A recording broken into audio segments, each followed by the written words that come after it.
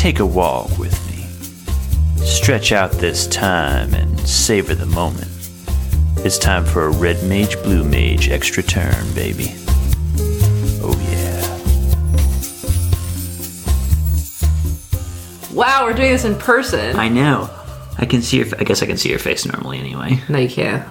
It's just a mask that I wear. It's a nanite amalgam of your actual face? Yes. Well, how do I know that's not the case right now? You don't.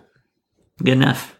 All right. So what are we doing here? This is an extra turn. So we should talk about what that is, first of all, I guess.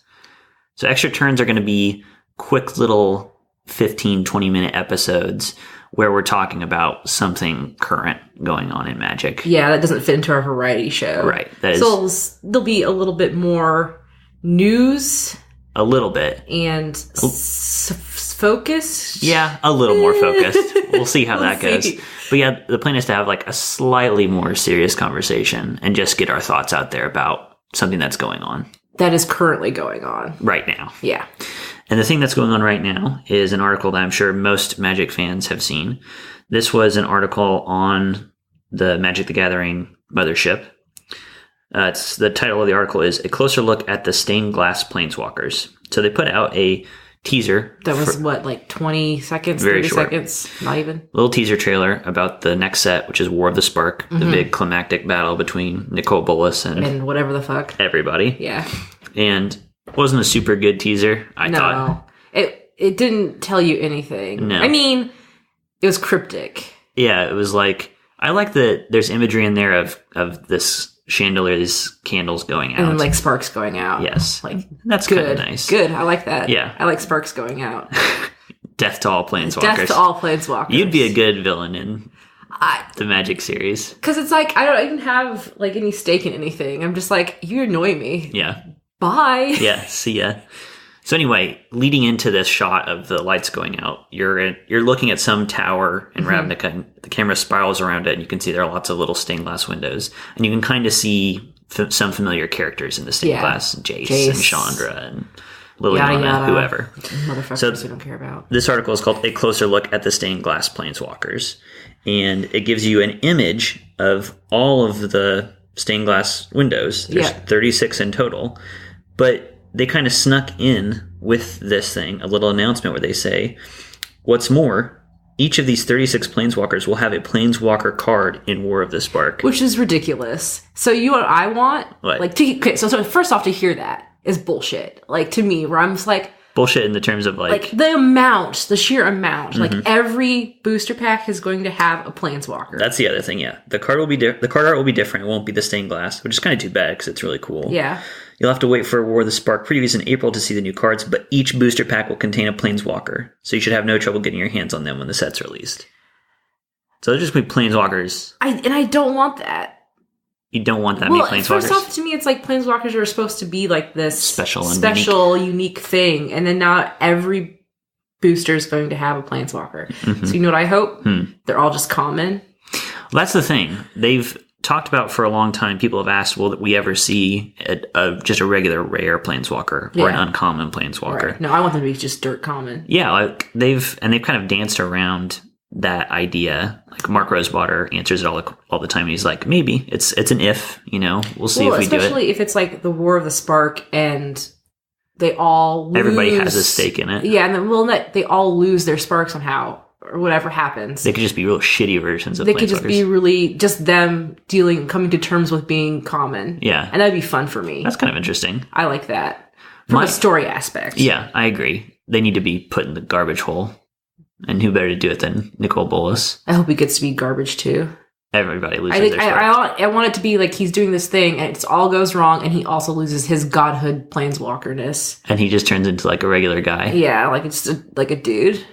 What would he look like? Well, we talked about how the angels look like him are kind of like elongated. So he's just to be like Slenderman. Spindly old man. Like a sad old man. And he should be very old. Yeah. Because he is very old. Stooped over, like a really weird torso that's kind of like Scooby. And he can be an elf with like really long pointy ears that are kind of like those horns that he's got. No. He's got like a soccer ball floating over his head. No. Okay. It should just be a hat. A baseball cap. Basically just a baseball cap. And he sells his wares on the streets of Ravnica. Just trying to make his way in the world as a former Elder Dragon. I got this spark that's no longer sparked. Is it like a physical thing inside of them? I don't think so. God, I wish it was. I don't think it like that. Like you just harvest their sparks. That's interesting. It'd be like Howl's Moving Castle. Yes. Just literally rip it out of them. Yeah, that's what I want.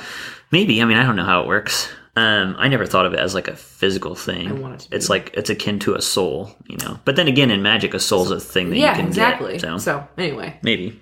So my guess is back in Time Spiral, they had something sort of like this, where they had cards that are supposed to be representing people traveling from the past. So they pulled cards from the past, printed them in their old frames. And they had a special rarity. It was like a purple rarity, which was like a time-shifted card. Okay. And they had one in every single pack as well. And they have the ability to do this, like with their printing. They have the ability to have a special, unique rarity card in every pack. It's just something they've always had in their back pocket. So my guess is it'll be like that. Okay. But the thing that goes along with it, and kind of goes with your theory that maybe there will be some common or uncommon planeswalkers, is that's how the time-shifted cards work. Like, they could be any rarity. Like, you could get a time-shifted card that was like a Chroma, or you could get a time-shifted card that was Flying Men, which is a 1/1 flyer for 1 blue mana. Like, you don't know what you're going to get. So it could be similar. I'm having thoughts. Okay. That have nothing to do about the game. Well, it is about the game. Okay. But it's like, you know, the latest Star Wars movie, not the Han Solo one. Last Jedi. Yes, thank you. Where everybody's like, anybody can be a Jedi. Can anybody be a planeswalker? Can I be a planeswalker? Sorry, you're looking at me so... You Amber? Yeah, you're looking at me so stupid.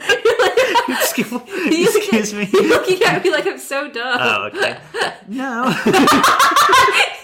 Yes, you are. You're judging me. No, I'm trying to understand what you mean. Like, so in this world, like, what if it could be that all this time we've been told you have to have a spark? What if Nicole Bolas does something, instead of everybody losing their sparks, he makes a ton of people spark on Ravnica?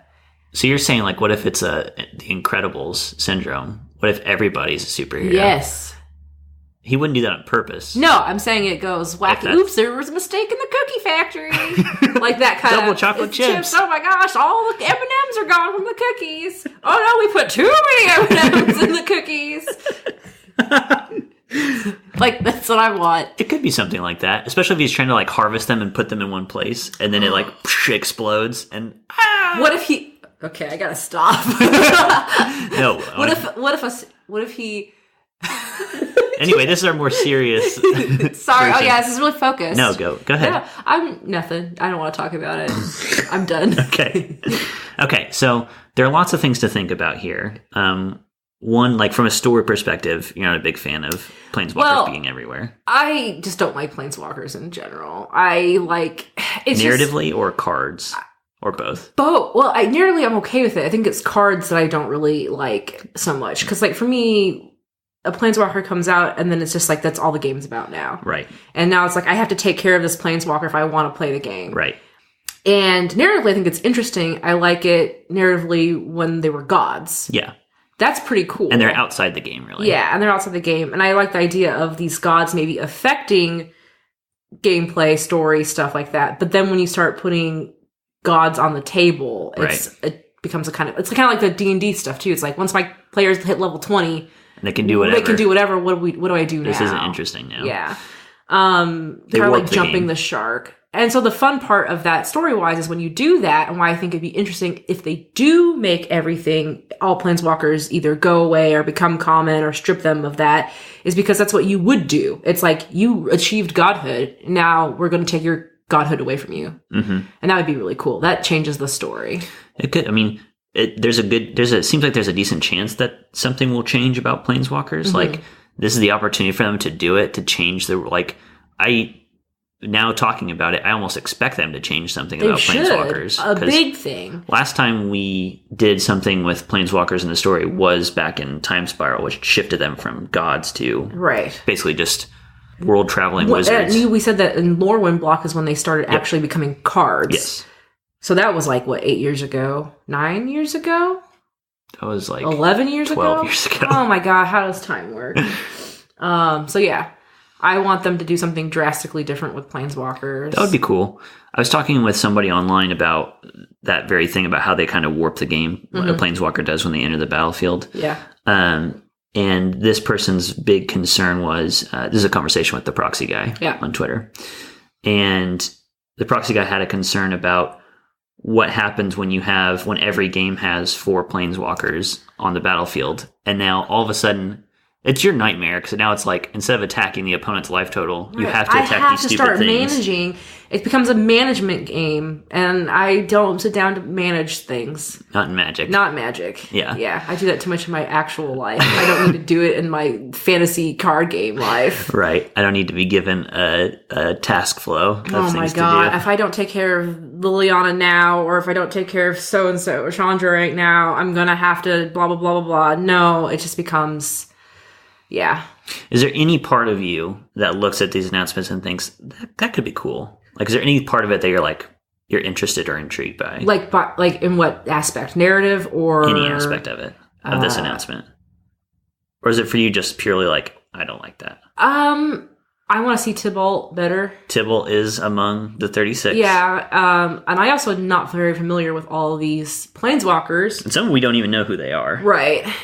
There's the one where I think we don't know who it is. The Urza pointy hat. Yes. There's one that has a conical hat, and there's a great little fan fiction that we read this morning. Yeah. Saying how it's Urza. The blind seer is back, baby. So there's something that I'm interested. I think I'm more interested in from the perspective of narrative than I am for like what's it going to do to the game. I think 36. Like I can think 36 Planeswalkers is like you said, a fucking nightmare. Right. Like every pack.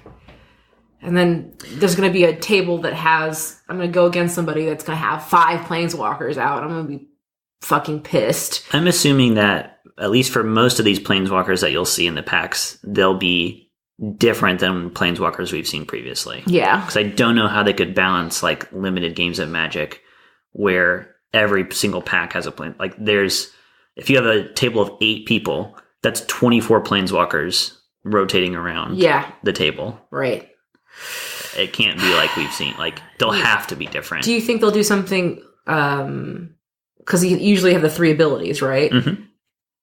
I wonder how I would approach it if I was actually immersed enough in R&D and stuff. If you're designing to design it, how I could make it balanced. It would have to be maybe just 2 abilities potentially. I can even imagine them doing a single ability Planeswalker. Yeah, which that'd is be good. So it becomes like an enchantment aura almost. Basically. But then what's the point of being a Planeswalker card then? Because you can deal with it by attacking it. Okay. Instead of just having a destroy enchantment being the only way to deal with it.